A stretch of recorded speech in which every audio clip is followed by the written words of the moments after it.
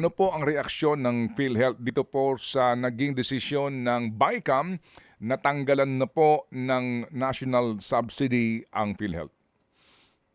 Well, Manong Ted, it's a setback for us. It's a temporary setback, of course, because this will serve as a challenge for us to make do with whatever we have right now. Pero ang masasabi rin naman po natin is we will adjust. Of course, all our plans will have to be adjusted, and we will adopt kung talaga pong sa huli ay yan ang lumabas sa ating GAA. But we want to assure and ensure naman to all our members na hindi po maapektuhan yung benepisyo at yung pong ating aggressive enhancement and expansion of all our benefits. Opo. Sir, ilan ho ba ang ating indirect contributors po ng PhilHealth ngayon?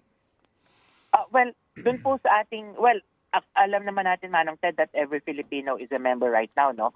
Pero dun po sa ating registry, as of June 30, sorry, yun yung aking data na alam, as of June 30, 2024, we have around 26 million beneficiaries under the indirect.